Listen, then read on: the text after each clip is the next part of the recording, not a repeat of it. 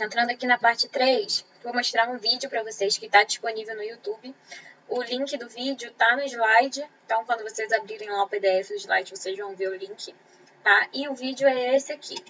Então aqui nós temos a mitocôndria, né, como vocês viram lá no, é uma microscopia eletrônica de transmissão, e aqui ele está mostrando a membrana interna mitocondrial, que nada mais é que, assim como a membrana plasmática, uma bicamada fosfolipídica. Tá? Então, cada membrana da mitocôndria é composta por uma bicamada fosfolipídica. Aqui nós conseguimos ver os fosfolipídios, né, com a cabeça polar virada para fora e as caudas, né, viradas umas para as outras, formando a bicamada, né, e fazendo aqui uma parte apolar. Então, aqui em amarelo, né, nós podemos ver os prótons. Então, aqui nós temos a matriz mitocondrial, o interior da mitocôndria. E aqui embaixo nós temos, então, o espaço intermembrana, né? Então aqui está de cabeça para baixo, com relação àquele esquema que nós estávamos vendo anteriormente. E aqui nós temos o complexo da ATP sintase. Então os prótons entram pela porção FO da ATP sintase, né? Induzem uma mudança de conformação que culmina então na liberação de ATP. Tá? Então, essa porção F1 recebe o ADP mais o fosfato aqui, como vocês podem observar, está bem pequenininho, e liberam, então, o ATP. Tá aqui, ó, como vocês podem observar. Tá? Então, essa é a enzima-chave na síntese de ATP, tá? E isso está diretamente relacionado com o sistema de transporte de elétrons por causa dos prótons. Então, se nós temos igualada, né, a concentração de prótons na matriz mitocondrial e no espaço intermembrana, o que acontece? Nós não temos mais aquela energia potencial dos prótons para entrar ali pela ATP sintase.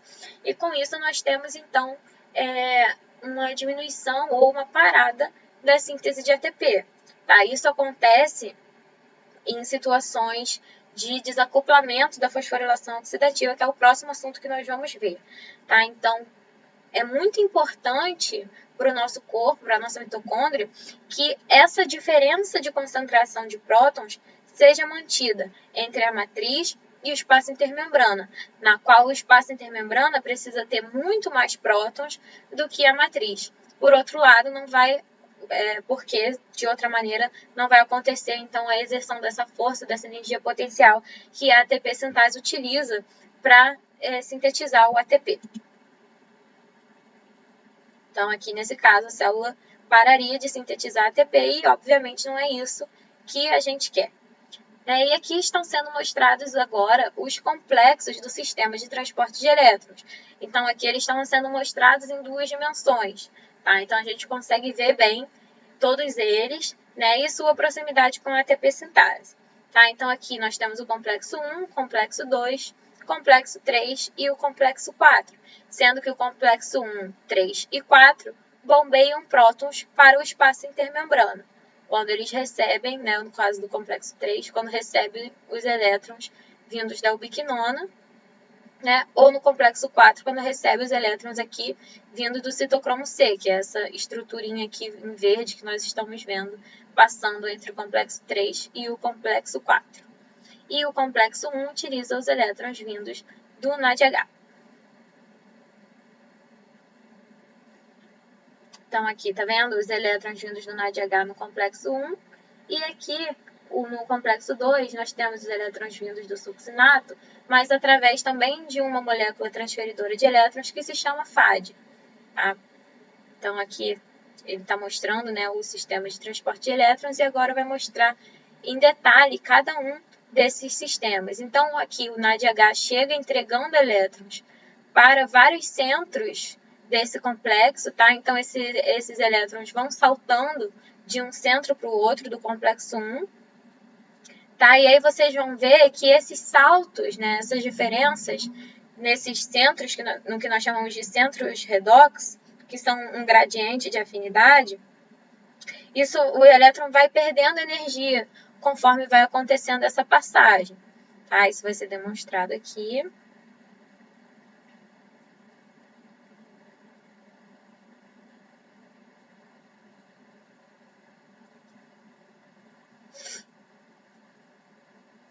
Aqui demonstrando a passagem.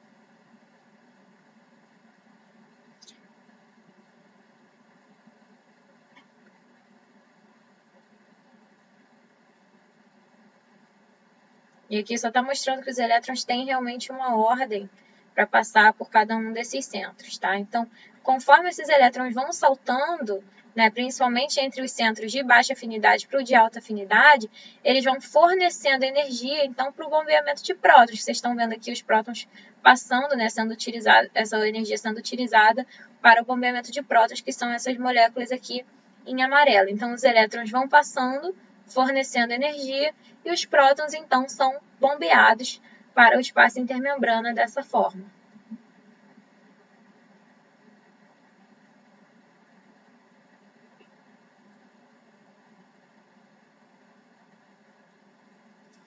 E, além disso, né, os elétrons, no final dessa passagem pelo complexo 1, eles são passados pela ubiquinona, que é também chamada de coenzima Q, né, e a coenzima Q passa, então, a entregar esses elétrons para o complexo 3.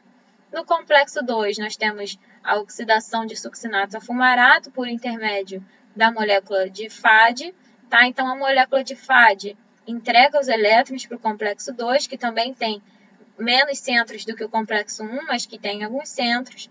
Tá? E esses elétrons não são utilizados para o bombeamento de prótons, mas são utilizados para a redução da ubiquinona, que, como vocês podem ver aqui, é uma molécula que se move, né, livremente na membrana, porque ela é uma molécula hidrofóbica, então ela se move, né, aqui no caso ela foi até o complexo 3, entregou esses elétrons para o complexo 3, né, esses elétrons vão passar pelos centros de passagem de elétrons no complexo 3, vão reduzir o citocromo C, né, e o citocromo C vai passar lá para o complexo 4, né, e vão fornecer energia para o bombeamento de prótons para o espaço intermembrana.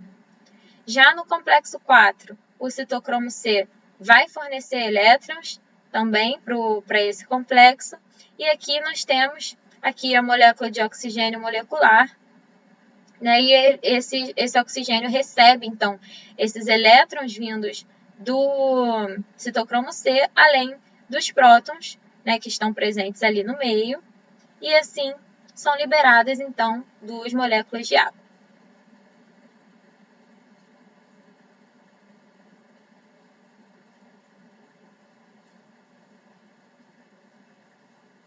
Lembrando que o complexo 4 também bombeia prótons para o espaço intermembrana.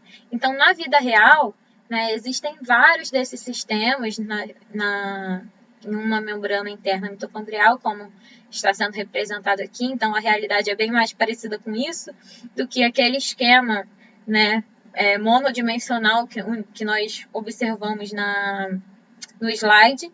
Tá? Então, a vida real é bem parecida com isso. Existem alguns complexos que até por exemplo, alguns complexos 3 que reduzem diferentes complexos 4. Existem supercomplexos quando esses complexos se agrupam, né? Mas no geral é assim que acontece a fosforilação oxidativa e a síntese de ATP.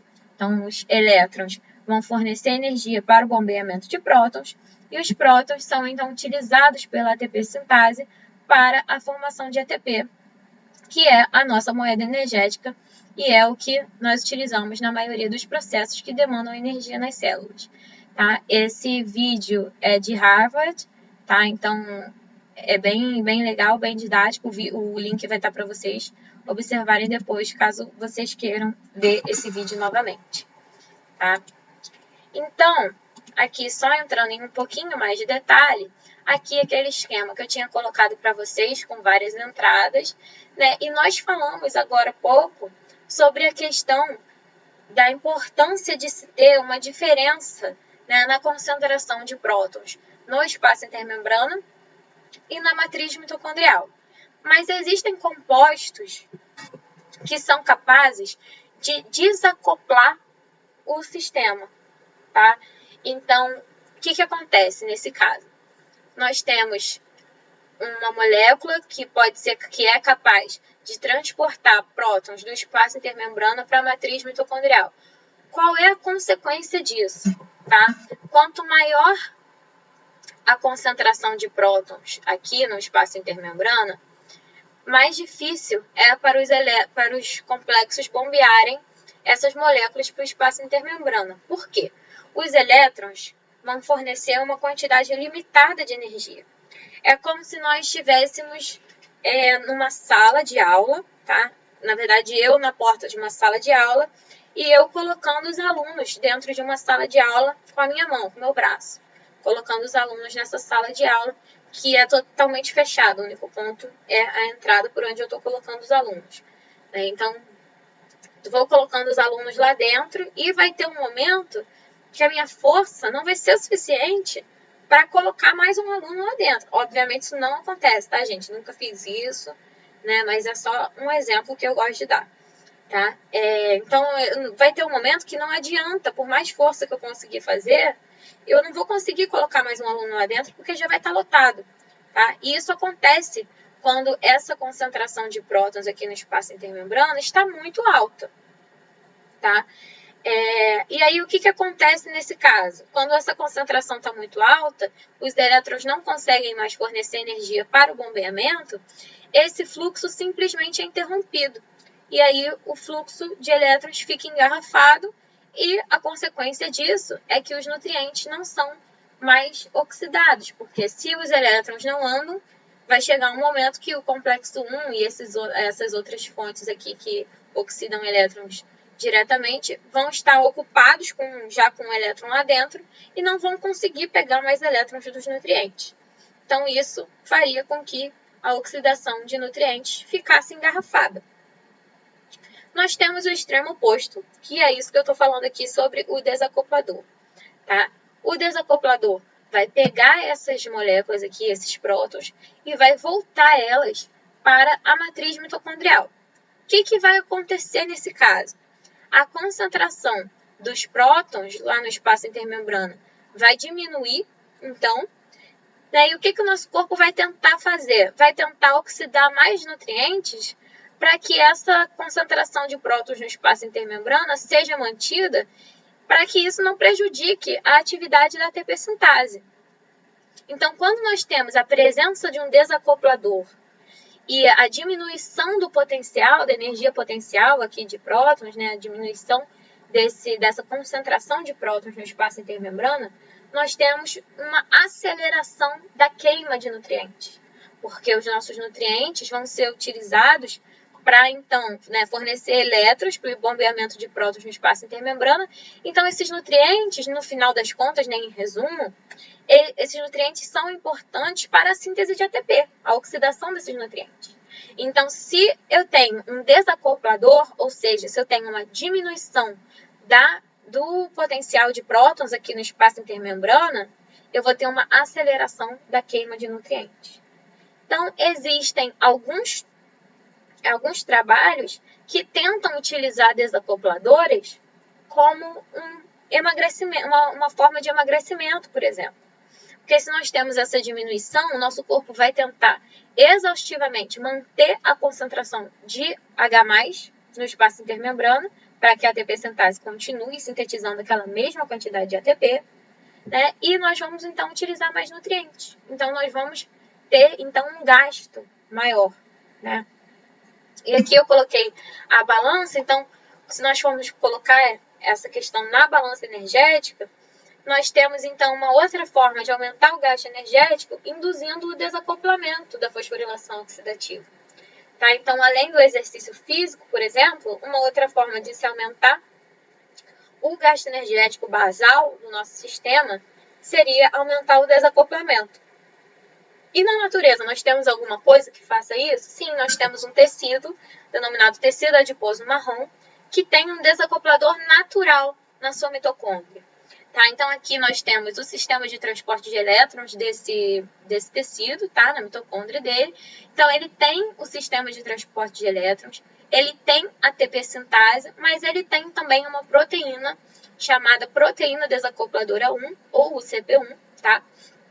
Que vai pegar esses prótons aqui no espaço intermembrana, competindo com a ATP sintase.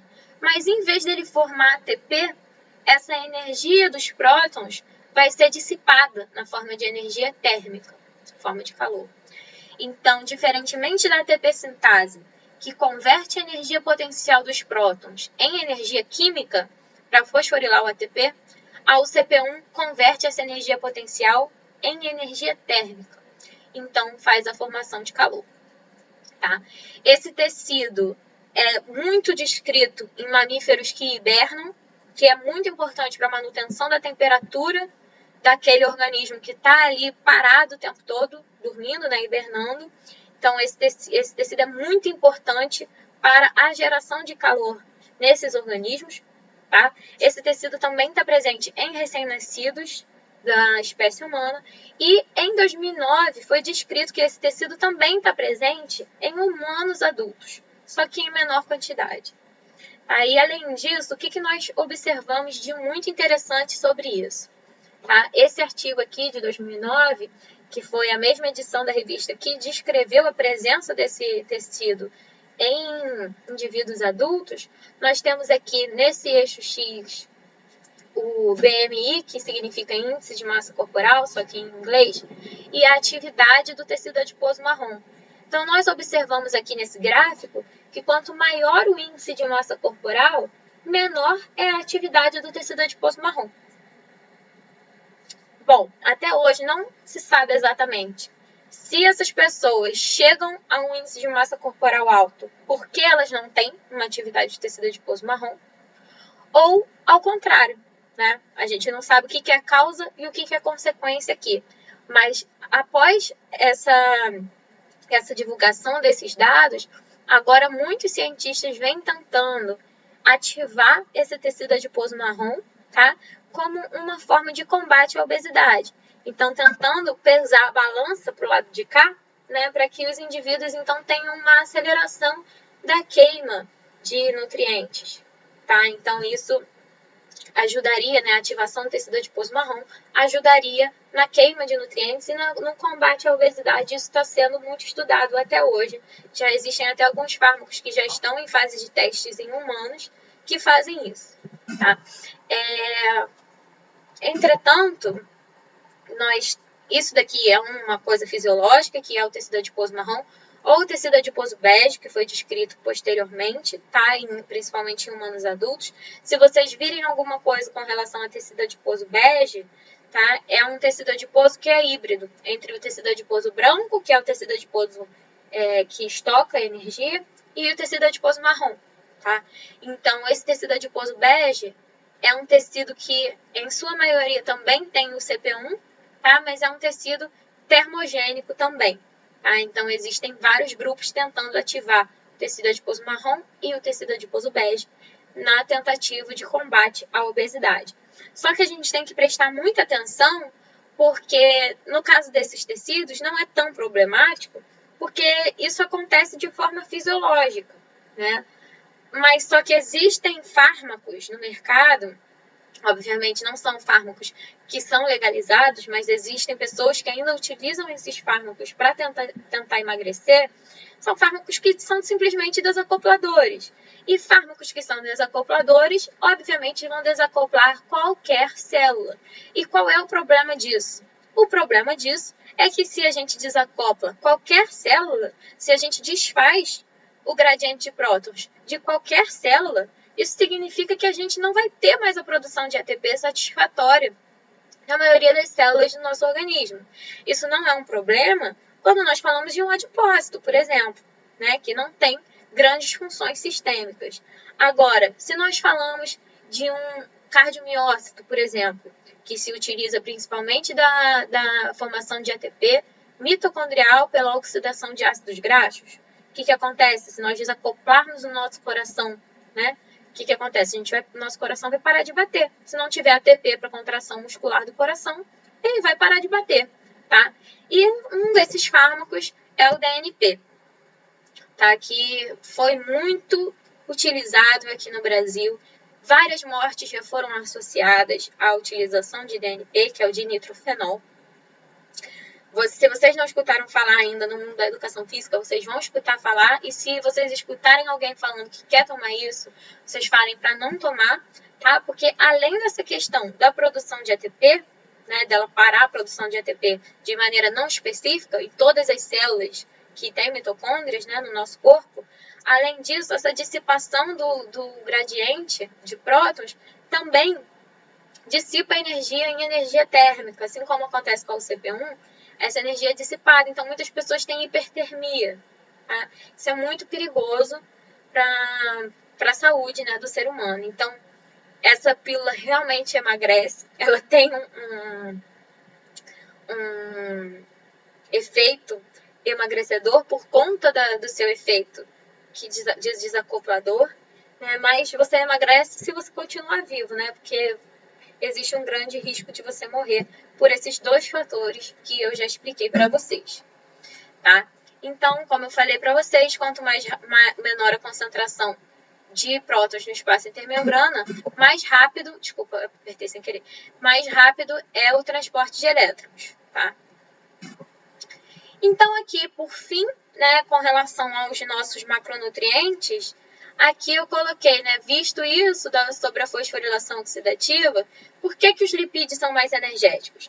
Nós vimos que os lipídios fornecem 9 quilocalorias por grama, ao passo que os aminoácidos e as proteínas fornecem 4 quilocalorias por grama. Então, aqui eu coloquei um exemplo para vocês de cada uma dessas moléculas, tá? Então, nós temos aqui os lipídios, uma proteína e um carboidrato. Então, se nós olharmos detalhadamente a estrutura dessas macromoléculas, nós vamos observar uma questão muito particular, que é que os lipídios, por unidade de carbono, eles possuem muito mais hidrogênios, tá? Que são utilizados como fonte de elétrons, pelo sistema de transporte de elétrons, tá? Então, por que os lipídios são mais energéticos? Porque por grama dessas moléculas, ou seja, por massa, ele possui mais hidrogênios do que as proteínas e do que os carboidratos. Então, é por isso que essa macromolécula é capaz de fornecer mais energia do que as proteínas e os carboidratos via fosforilação oxidativa. Tá? Mas, além da fosforilação oxidativa, nós temos um outro sistema que é muito importante, principalmente quando nós vamos falar sobre exercício físico, tá? De repetição, principalmente, que é o sistema creatina-quinase ou creatina-sinase. Tá? Só para tirar uma dúvida de vocês, que era uma dúvida minha, enfim, não sei se é realmente a dúvida de vocês, mas quando eu estudei bioquímica, eu não entendia por que algumas pessoas chamavam de sinase e outras pessoas chamavam de quinase, tá? Porque em inglês é kinase, e kinase vem de cinética, em inglês, kinetics, né? Só que em português não é cinética, é cinética. Então, o certo em português é você chamar de sinase, tá? Mas por conta de várias, da maioria, né, dos artigos que nós utilizamos ser todo em inglês, acabou ficando mesmo em português o nome quinase, tá? Então, o nome aportuguesado quinase, mas o certo para vocês escreverem é sinase. E uma proteína sinase, tá? Uma proteína que é capaz de fosforilar a outra. Então, o sistema creatina-quinase é muito importante, né, para a manutenção do exercício físico, e aqui nós temos, então, no sarcoplasma, né, lá dentro da célula muscular, a enzima creatina-quinase, né, e nós temos também um componente chamado fosfocreatina, tá? Então, a fosfocreatina pode ser utilizada pela creatina-quinase juntamente com o ADP para a formação de ATP, e esse ATP é, então, utilizado na contração muscular. Tá? E aí esse ATP, então essa fosfocreatina é convertida a creatina para que esse fosfato aqui seja transferido para o ADP, formando ATP. E aí o que acontece? Como é que acontece essa renovação da creatina em fosfocreatina? Nós temos também a isoforma mitocondrial da creatina-quinase. Tá? Então nós temos aqui, após a utilização, né, dessa fosfocreatina e sua conversão em creatina, essa creatina é transportada para o interior da mitocôndria, tá? E essa creatina é fosforilada pelo ATP, que é formado lá na fosforilação oxidativa. Então, assim, a creatina é novamente convertida a fosfocreatina e o ATP é convertido a ADP e vai, então, pode ser utilizado novamente por uma outra ATP sintase para a formação de ATP. Então, qual que é a grande importância desse sistema? É fornecer essas reservas aqui de fosfocreatina para o músculo. Então, essa molécula aqui de fosfocreatina fica acumulada nos nossos músculos, tá? Ela não é utilizado todo o estoque dela o tempo todo, então ela é o primeiro estoque a ser utilizado por ela ser uma fonte rápida de ATP. Então ela é quando nós fazemos exercícios de repetição, a fosfocreatina é o primeiro estoque a ser utilizado, tá? Então, para um fornecimento bem rápido de ATP e assim, então, nós temos a contração muscular, tá? Então, por isso, esse sistema é muito importante. Existem suplementos de creatina, né, que prometem, então, melhorar a resistência do exercício físico, porque se nós temos, então, um fornecimento de creatina para o nosso corpo, nós temos, então, uma conversão maior dessa creatina em fosfocreatina, né, pelo ATP vindo da mitocôndria, e essa fosfocreatina, então, como eu falei, vai ser utilizada pela creatina quinase do sarcoplasma para ser uma fonte rápida de ATP. Quando nós falamos em experimento com relação à creatina, fosfocreatina, creatina quinase, nós temos esse artigo aqui que é muito interessante, e aqui nós temos isso daqui foi realizado em camundongos, tá? Esse experimento, aqui nós temos a referência, caso vocês queiram dar uma olhada, tá? Então, nós temos aqui o quadrado branco, que está aqui, não dá para ver direito, porque ele está aqui atrás desse quadradinho preto. Então, o quadrado branco, nós temos aqui, no eixo Y, a força, né? E aqui, no eixo X, o número de contrações, ou seja, o número de repetições. Então, é normal que no camundongo selvagem, nós, inicialmente, né, no começo da contração, nós tenhamos um aumento da força que vai decaindo, claro, conforme acontece a exaustão daquele músculo. Entretanto, se nós temos camundongos mutantes para creatina quinase, ou seja, que não possuem a forma funcional da creatina quinase, e nesse artigo aqui, esses camundongos eram mutantes tanto para a isoforma do sarcoplasma quanto da mitocôndria, nós observamos que esses camundongos não conseguem ter a mesma força. Então, eles têm a força no momento inicial, né, a força aqui de 100%, mas posteriormente eles não conseguem manter esse exercício de repetição. Então, demonstrando a importância desse sistema de creatina quinase para a manutenção do exercício físico de repetição. Então, essa é mais uma forma de síntese de ATP, né, que é dependente da fosforilação oxidativa, mas não é diretamente, né, a fosforilação oxidativa, e que é muito importante quando nós falamos sobre exercício, né, e contração muscular. Tá? Então, pessoal, era isso que eu tinha para falar para vocês hoje.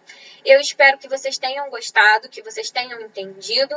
Eu vou estar à disposição de vocês, assim como a monitoria vai estar, vocês vão agendar a monitoria, e eu espero que vocês realmente utilizem esse tempo de monitoria, ou me mandem e-mail, falem comigo, tentem alguma forma de contato, tá? Para que vocês realmente compreendam tudo isso, porque principalmente para vocês que fazem educação física, eu acho que essa parte do bloco 2 para vocês é essencial, que vocês não tenham nenhuma dúvida, tá? Então, eu vou estar à disposição de vocês, espero que vocês tenham gostado e até a próxima aula.